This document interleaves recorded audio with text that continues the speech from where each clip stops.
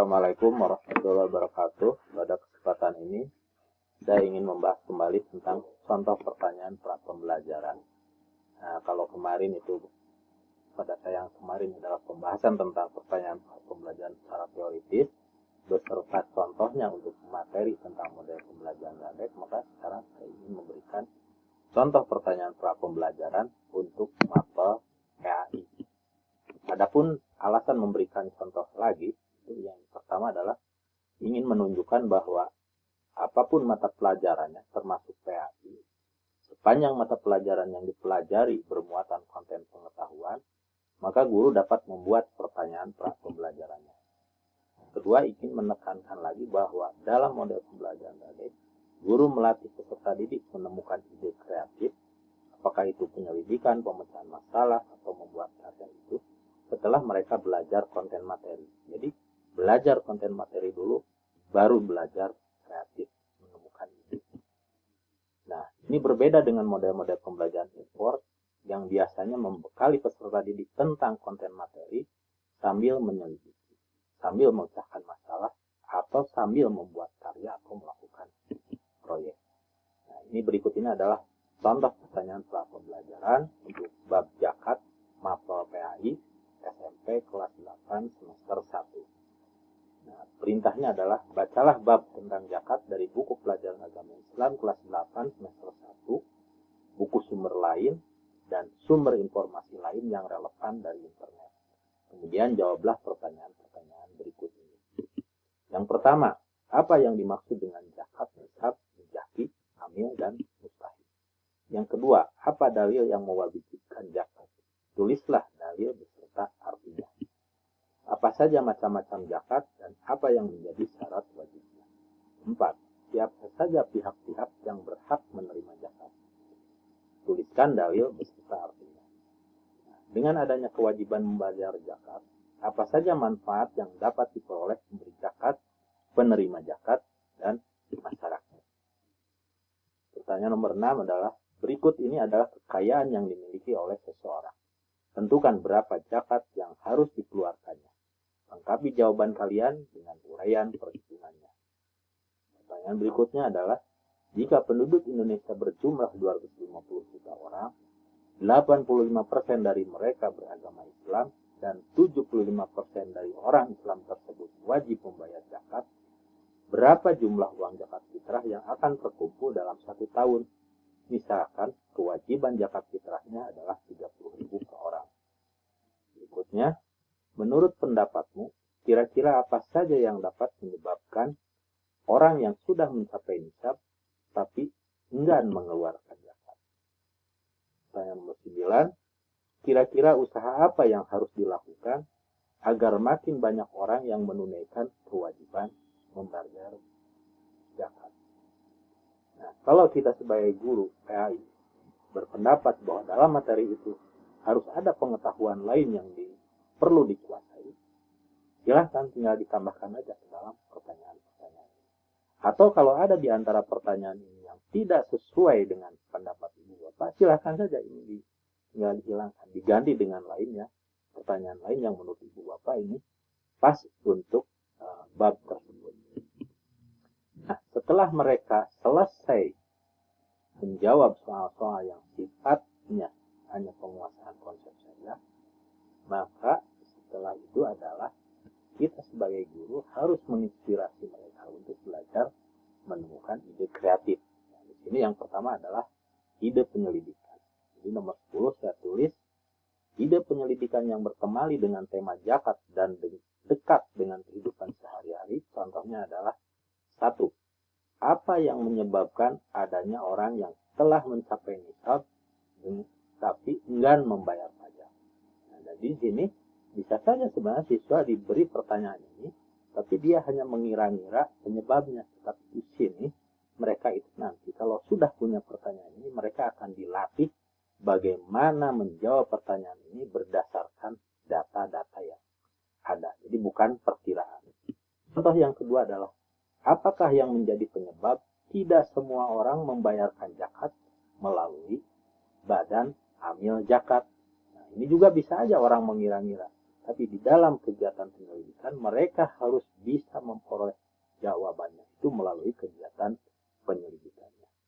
Nah, kemudian setelah diberi inspirasi tentang contoh penyelidikan, maka berikutnya adalah kita meminta mereka untuk merumuskan pertanyaan penyelidikan lain.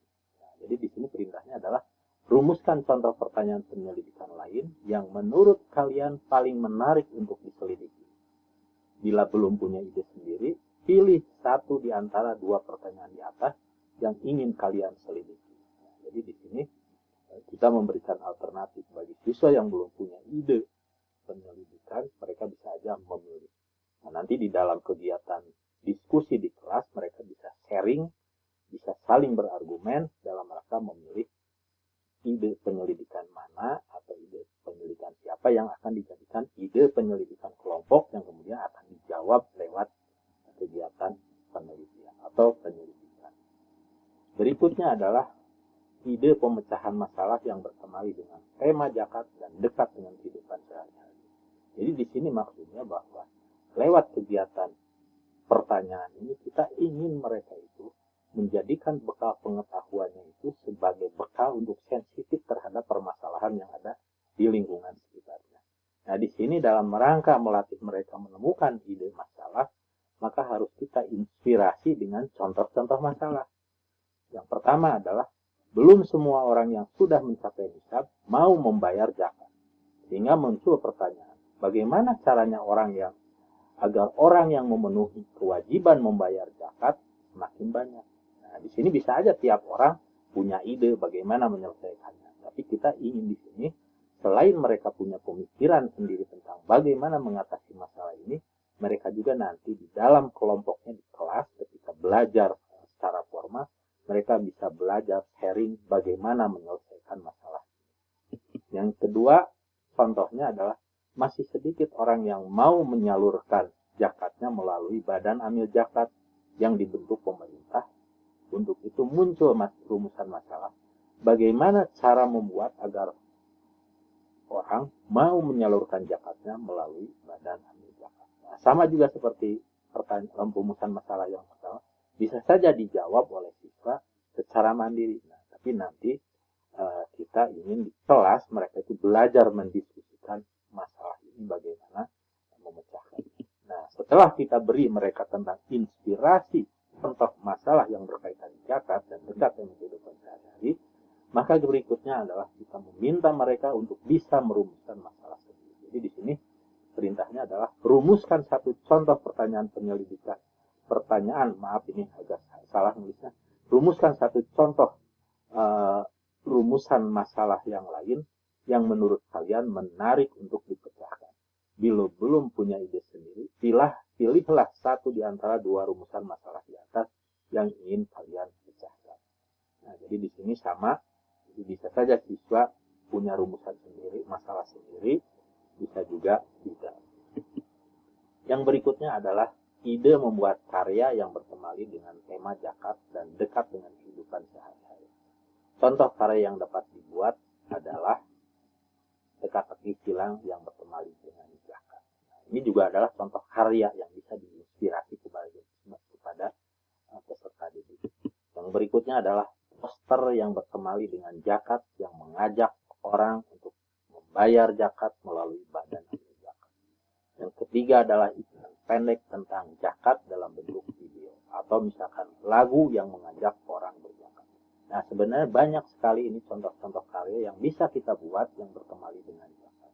Nah, dari hasil penelitian kami menemukan bahwa siswa apakah di SD, SMP, SMA untuk mata pelajaran tertentu dan juga di tingkatan mahasiswa untuk PGSD, kita menemukan bahwa mereka lumayan sudah bisa menemukan ide kreatif apa yang dapat dibuat. Walaupun idenya itu tidak ada yang nyeleneh atau biasanya yang sudah ada di contoh di masyarakat, contoh dalam kehidupan. Tetapi ide masalah apa, ide penyelidikan apa yang bisa dibuat itu masih lemah sekali.